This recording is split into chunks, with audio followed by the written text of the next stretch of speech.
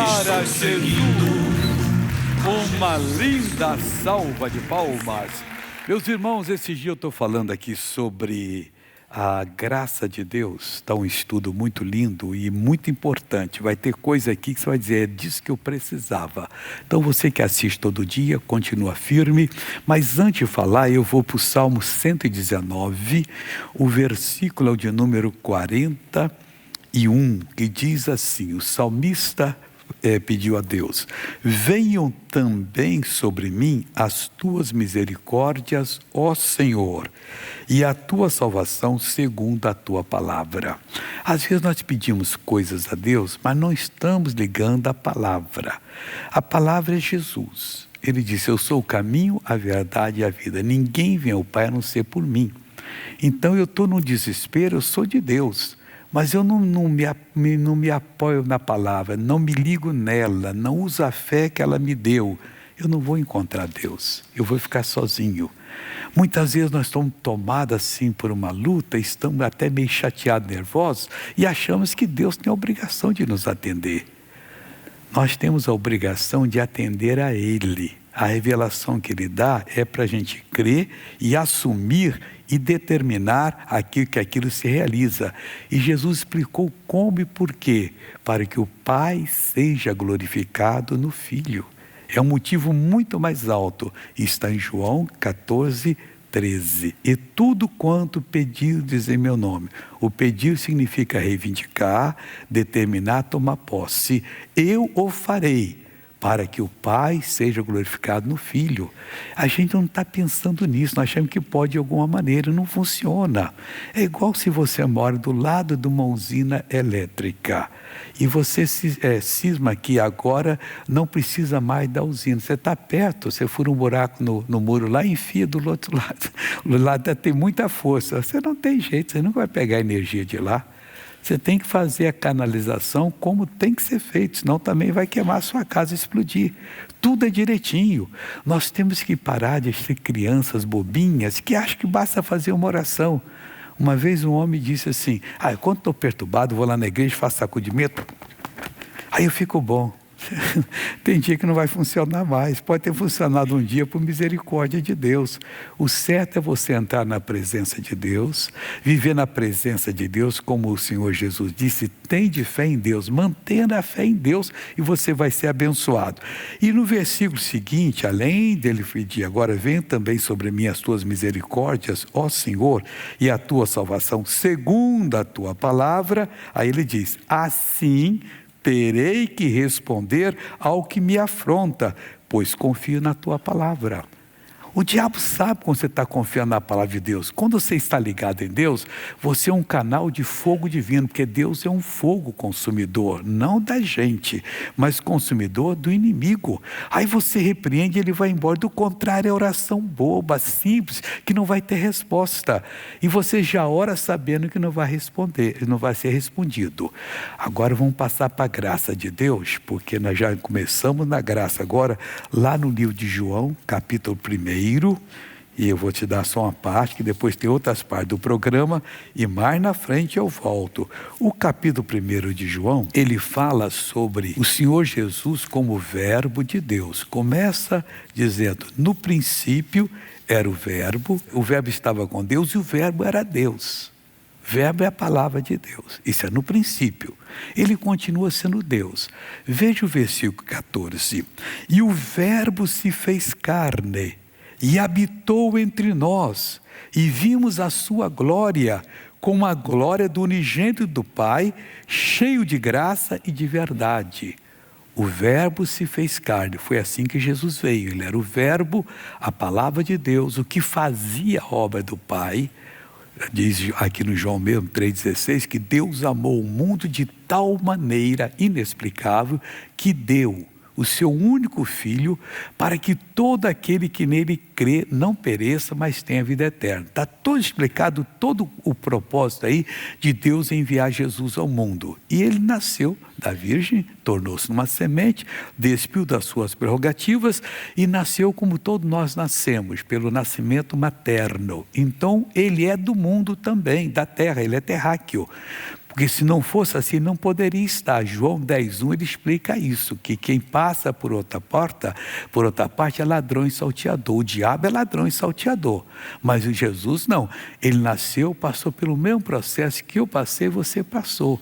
Nascendo uma criança indefesa, tendo que ser alimentado, cuidado, feita a higiene nele, até que ele foi crescendo, aí tornou-se homem, aí foi batizado pelo João lá no Rio Jordão, recebeu a unção do Espírito Santo, foi para o deserto, e quando a mãe dele, logo em seguida, quis pegar uma carona na unção dele, e disse: filho, eles não têm mais vinho lá em Caná da Galileia. Jesus disse: mulher, o que eu tenho contigo? Quer dizer, estava assumindo a parte dele de homem de Deus, de Salvador. Não que ele fosse mal criado, mas ela tinha que respeitar. Agora não é pelo caso que ela foi usada como instrumento para ele vir ao mundo, que agora ele ia fazer a vontade dela. Não é porque eu sou pregador que vai fazer a minha vontade. Se eu não passar pelo mesmo processo que todo mundo tem que passar, qualquer outra pessoa, nós não receberemos a bênção de Deus. E aí, coitadinho, sofre tanto. Quem tentou servir a Deus, adiantou muita coisa, mas ele agora não está agindo sobre a palavra do Senhor Deus. Mas é que ele é velho não tem juízo, não diz a palavra disso. A Bíblia diz em Provérbios 19:20 que nós temos que guardar a correção para que nós sejamos sábios nos últimos dias. Vai chegar para nós o último dia, mas se você não guardar a correção, a sabedoria não vai estar no seu coração. Você vai ter noção do Evangelho, lembrança do Evangelho, mas perdeu a sabedoria. E Jesus disse: guarda o que tens para que ninguém tome a tua coroa. A nossa coroa é ser usada por Deus todos os dias, desde o dia que nos convertemos até aqui. Aí diz o versículo 14: e o verbo se fez carne, tornou-se como um de nós e habitou entre nós. Aqui viveu, comeu, bebeu, dormiu da mesma maneira que nós fazemos. E por que o Senhor, o Deus Pai, usava ele? Ele diz: tudo que eu vejo meu Pai fazer, eu faço igualmente. Por que ele não me usa? Porque eu não estou vendo o que ele faria naquela situação. Se eu estivesse mais ligado com Deus, ele me usaria. Eu tenho que ver, mas ver onde ele via, examinar as Escrituras, e diz: porque cuidais ter nelas a vida eterna, e são elas que testificam de mim, também testificam da minha pessoa e da sua. Na hora que eu me descubro na Bíblia, o que eu posso ser, o que eu posso fazer, estou fazendo o que Deus me chamou, naquele momento Deus usa. Às vezes a pessoa chega na reunião, diz: mas missionário, eu sei que o senhor é muito usado por Deus, basta só fazer oração. Não é assim não, você tem que ouvir a palavra. Jesus pregava a palavra e dizia: quem crê verá a glória de Deus, era a mensagem dele, e quem não cresce não veria. Mas eu gosto dele, gosto de vê-lo operar. Mas não é gostar, você tem que crer naquilo que Deus está dizendo, que ele revela ao seu coração. É muito mais simples do que você pensa, mas por nós sermos religiosos, ensinados nessas coisas religiosas, nós não prestamos atenção na palavra. Então o verbo se fez carne, habitou entre nós e vimos sua glória, como a glória do unigênito do Pai, cheio de graça e de verdade. Eu tenho que ser cheio de graça, e a Bíblia fala de graça sobre graça. Na hora que eu tiver a graça de Deus, que não é um favor imerecido, como os teólogos dizem, porque todo favor de Deus é imerecido. Ninguém merece nada, Deus dá a bênção porque Ele ama a gente, e nós crendo temos a bênção. E quando Ele dá, Ele não pode tomar esse dom. Os dons de Deus são irrevogáveis, é para sempre. E se você parou de pregar o Evangelho porque você quis. O pregador não tem que se entrar na política para ser um político, não, ele tem que ser pastor. Ele tem que continuar fazendo a obra de Deus. Ele não precisa entrar no mundo empresarial para ficar podre de rico. Não, a sabedoria que Deus deu é para ele pregar a palavra de Deus. Ele pode fazer como Paulo, fazer tendas para se manter, ou construir casa para se manter, fazer uma atividade para poder não precisar da prebenda da igreja, daquela ajuda para ele se manter, que seria o bom. Mas nem todo mundo tem esse chamado, então não tem nada de errado ele ter a prebenda dele. Agora, errado é ele deixar de pregar para ser empresário, deixar de pregar para ser um político, deixar de pregar para ser um lutador, sei lá, um libertador de causas. Nós não temos nada com o mundo, nosso mundo é melhor, é o mundo de Deus. Daqui a pouquinho eu vou ver mais sobre a graça de Deus e quero que você veja esse dia, e tem muita coisa ainda para a gente ver. O estudo também continua, voltando para a graça agora, Romanos capítulo 5, versículo 1. O que diz aqui? Sendo, pois, justificados pela fé, temos paz com Deus por nosso Senhor Jesus Cristo. A justificação ocorre porque a graça de Deus foi instituída na terra. Deus teve várias fases em que Ele guiou a humanidade. Antes da lei de Moisés, tinha a parte dos patriarcas. E aquele tempo era um tempo que Deus estava agindo de uma maneira muito forte. Mas não era tempo da graça. Quando Elias estava na caverna, no Monte Horebe, depois de andar 40 dias e 40 noites, comeu uma comida que deu para ele andar sem parar. O homem não dormiu 40 dias e 40 noites, foi só andando até chegar no Monte Horebe, onde lá Moisés recebeu as leis. E foi lá só para um mandamento de Deus. Aí Deus deu 3 mandamentos a ele lá. Ele estava meio chateado que mataram os profetas todos. Ele disse, não, Elias, foi isso não. Eu guardei 7.000 que não dobraram os joelhos, nem beijaram o Baal. Quando você pensa que não tem ninguém do seu lado que é cristão, mas tem 7.000 do seu ladinho ali, que também são firmes em Cristo. Aí o Elias foi lá, e Deus então foi assim, vem para fora da caverna e veja o que eu vou mostrar. Aí viu um vento violento, derrubava a pedra, arrebentava a pedra, cortava a pedra, de tão forte que era. Até no culto anterior eu falei que talvez essas pedras que tiver algum morro lá pendurada lá, foi naquele vento que ficou lá pendurada lá. Não deu para ela rolar até embaixo. Aí o Elias viu aquilo ali, mas disse que Deus não estava no vento. Foi antes de Moisés. Aí veio a lei de Moisés. Veio um terremoto. Moisés é um terremoto tremendo, muito forte. Tinha que guardar toda ela para conseguir a bênção. Mas por que Deus foi mal? Não, Deus é bom. É porque o homem estava separado de Deus, não tinha jeito. Ele criou um meio da pessoa chegar a Ele. E já preparando o tempo de Cristo. Aí Deus não estava no terremoto. Aí depois do terremoto veio um fogo. Deus não estava no fogo também. Eram os profetas, Elias descia fogo do céu. Os discípulos disseram, o Senhor só quer que desçamos fogo do céu para consumir esses samaritanos que não querem receber o Senhor? Não, você não sabe de que espírito são esses. Era outra fase que passou. Com Jesus, diz a Bíblia, que veio a graça e a verdade. Foi Jesus que trouxe. A verdade, Jesus disse, conhecereis a verdade, revelação da palavra, e a verdade vos libertará. E a graça é um estado espiritual que nós estamos agora, vamos dizer assim, nesse estado. Antes tinha lei, tinha essas outras 3 partes. Aí depois que passou o fogo, veio um vento tranquilo e suave, uma paz. Aí Deus falou com Elias ali. E deu 3 missões para ele, que não interessa aqui agora. Aí veio a graça com Jesus. Ele trouxe a verdade e trouxe a graça. A Bíblia diz que nós somos salvos, pela graça sois salvos. Salvação é pela graça, mediante a fé. A fé é quando a graça chega e a palavra se abre, bate no seu coração. Ah, não, já estou satisfeito. Não, Deus, eu quero a salvação completa. Porque a salvação, quem trouxe foi a graça de Deus. O que é graça? Os teólogos dizem que é um favor imerecido. Todo favor de Deus é imerecido. Chover no molhado, não adiantou nada.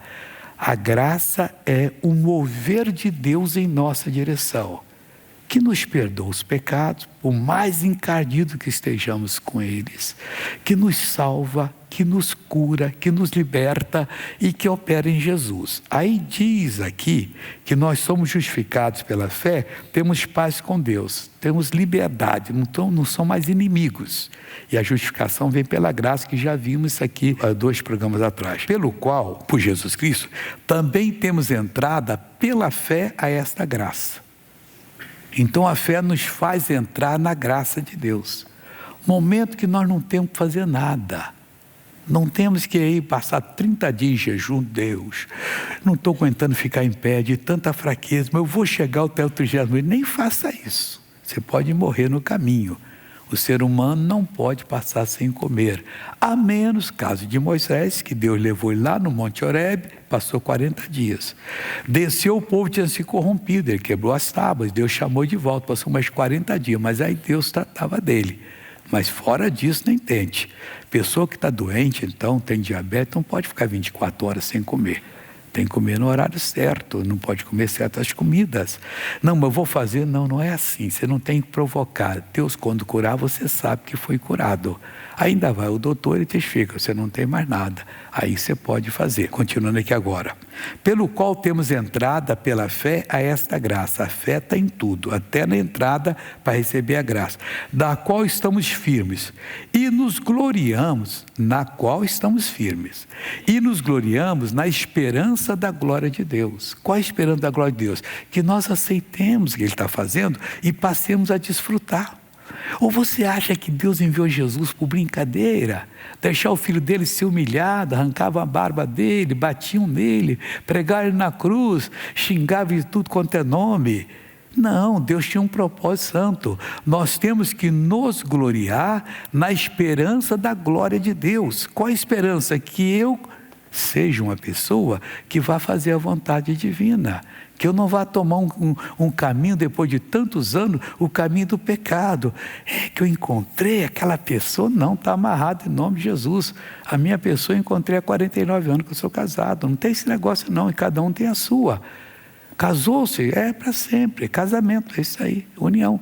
E tem que ser desse jeito. Mas aí o demônio, não, você é diferente. É mesmo? É bem diferente, você não vai para o céu não, vai ficar diferente a eternidade toda, os outros irão. Aí diz aqui, olha, e nos gloriamos na esperança da glória de Deus. E não somente isso, tem mais ainda, mas também nos gloriamos nas tribulações. Não, missionário, se você estiver maduro em Cristo, não dá nem bola para os problemas que estão lhe passando, que estão lhe acontecendo, que está lhe passando. Você simplesmente vai vencer todos eles. Sabendo que a tribulação produz a paciência. Às vezes você está sem paciência, Deus deixa você ficar atribulado. Você vê o valor da paciência, que é um fruto que o Espírito Santo faz no nosso coração. E faz mais ainda, e a paciência produz o quê? A experiência. Você fica um cara experimentado.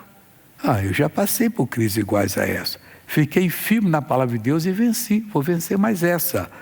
Mas a pessoa não está madura e não quer ficar madura em Cristo, quer ficar criança sofrendo a vida toda.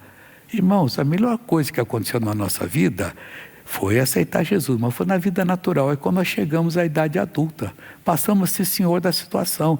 Antes não ficava com medo, tremendo, não sabia o que, coração... Depois não, enfrentamos, tem que enfrentar, vou enfrentar. Somos adultos, somos maduros, atingimos a maturidade. Agora aqui na fé é a mesma coisa, a paciência é a experiência. A experiência produz o quê? A esperança. Aí diz assim, e a esperança não traz confusão. Você sabe que Deus virá, que você ora e Deus abençoará. Desde o dia que Deus me convenceu a desistir de ir para Moscou estudar medicina, eu tinha 20 anos, já se passaram 54. A esperança ficou no meu coração. Eu vou em qualquer lugar, vou em país que eu nunca falei aquela língua, nem sei se o intérprete está interpretando certo, só vejo que ele está interpretando, não conheço a língua. Aí quando eu vejo que acontecem as maravilhas, mas eu tenho certeza que vai acontecer. Ainda mais quando eu sinto a presença de Deus, vem aquele toque, é aí que vai ser. A esperança não traz confusão, porquanto o amor de Deus está derramado, não vai ser não, está derramado em nosso coração pelo Espírito Santo que nos foi dado. Se você ainda não é batizado no Espírito Santo, você é um cristão com falta de coisa essencial, que é o batismo do Espírito Santo, a plenitude de Deus na sua vida. Aí essa esperança que você vai ter com o Espírito Santo, você vai simplesmente vencer qualquer situação. E por quê? Que ela não vai falhar. Porque Cristo, estando nós ainda fracos, em pecados, separados de Deus, morreu a seu tempo pelos ímpios. E nós éramos ímpios, agora não somos mais. Agora nós somos amados de Deus. Somos herdeiros com Cristo da mesma bênção, co-herdeiros. nós somos com Ele. Ele é o herdeiro de tudo. Mas tudo que Ele tem, nós participamos. Falta só consagração, busca. Eu quero crescer, missionário. E aí estou dando para você o material para você crescer na fé e Deus fazer de você uma verdadeira bênção. Você vai conseguir? Você vai ser uma bênção. Vamos ver o testemunho de hoje, que é muito bonito, da novela da vida real. Maestro, por favor.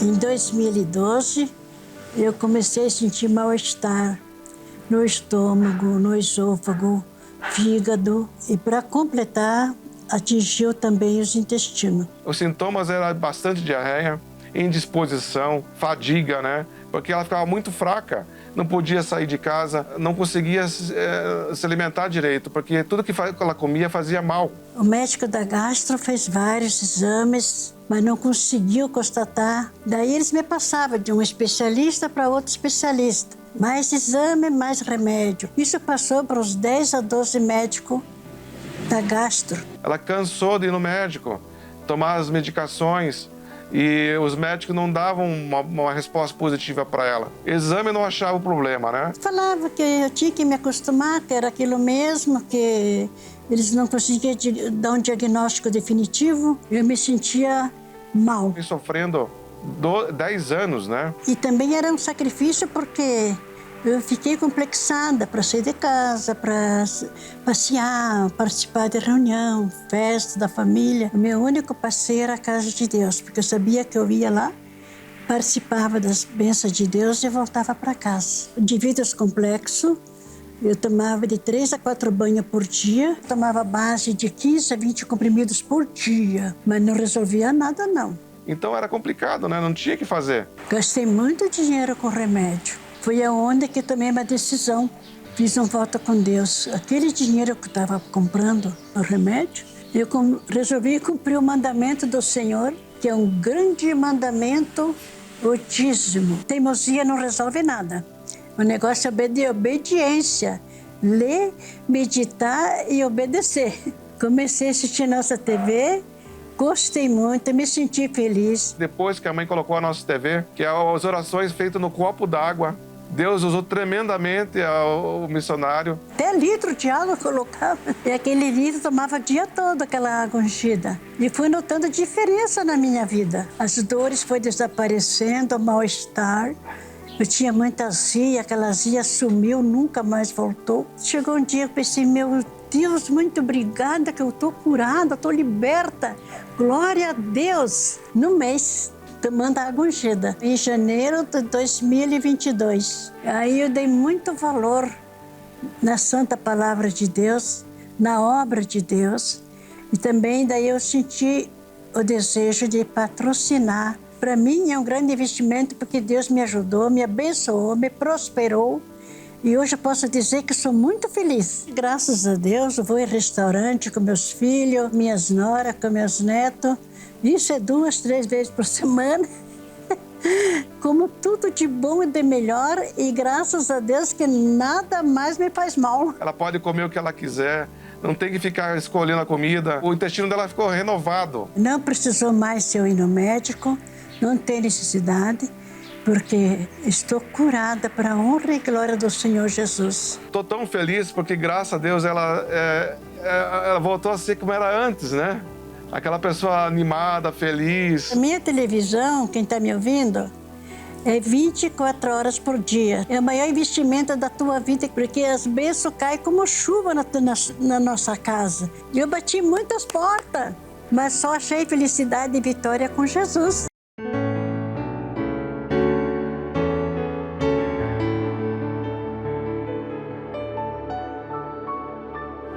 Que lindo, hein, pessoal? Esse Cristo é lindo. É cada dia um testemunho, tudo fortalece a nossa fé. E tem gente que não quer a nossa TV. O que você vai fazer, não? Mas ela foi abençoada. Eu conheço casos que a pessoa não pode sair na rua, não, pessoal. Quando está com essas crises, passa vergonha. Está no shopping, passa vergonha. Está em qualquer lugar, no meio da rua. coisa vem tão rápida que não segura. Mas com Jesus, a mudança. Mas a primeira pergunta, por favor. Missionário, como manter o foco em Deus? Não é só o foco, é o contato com o Senhor Deus. É como Jesus disse, tende fé em Deus, mantenha a fé em Deus. 24 horas. Lê todo dia a Bíblia. Ora todo dia baseado naquilo que você aprendeu. Aprende, medite. Começa a fazer um curso bíblico por você e Deus, o Espírito Santo lhe ensinando. Vai anotando no caderno que você vai aprendendo. Em pouco tempo você vai estar uma pessoa diferente. Segunda pergunta. Missionário, pessoas mentalmente incapazes são salvas automaticamente? Eu já vi quem não tinha nem juízo. Aqui aconteceu um fato aqui no início, há muitos anos. Sidney era o nome do rapaz. Ele até os 4 anos, a mãe que disse, ele andava igual um cachorro, babando, não tinha juízo, não podia ter nada em casa, que ele passava por cima do sofá, caía para lá. Um dia ela foi lavar a louça que do domingo que não lavou, foi tudo já feito por Deus, deixou a pia cheia de louça lá. Aí ligou a televisão para ele ver um desenho, mas ele não parava em nada. Ela está lavando a louça, espera aí, ele não está fazendo barulho. O que houve? Ela veio no ponto do pé no corredor e olhou. Missionário, não acreditei. Ele estava igual um cachorro assim, babando. Ele andava igual um cachorro, 4 patas, assim, o joelho e as mãos. Ele olhando assim. Aí eu falei assim, vem cá agora, põe a mão com a minha. Essa primeira vez na vida que ele levantou, ele foi, pôs no móvel da televisão, ficou em pé e pôs a mão com o Senhor. E eu comecei a chorar, ela disse, pus a mão aqui para não fazer barulho, para não atrapalhar o que ele estava fazendo aqui. Tremendo, e ele então falou, eu entendi porque eu sou mãe dele, é o pastor, ela, Jesus me cura, quer ser um pastor, saiu dali andando em pé, foi obreiro nosso, já está no céu, não sei porque que Deus levou, mas já levou, e graças a Deus, filho, completamente liberto. Para Deus não há impossíveis. Para o homem que faz impossíveis existir, para Deus estar tocando em você, você é a pessoa importante para Ele, como todo mundo é. Não tem um mais importante nem um menos importante. Não importa fator algum, creia que Deus ama você e ama verdadeiramente. Vamos agora abrir o coração.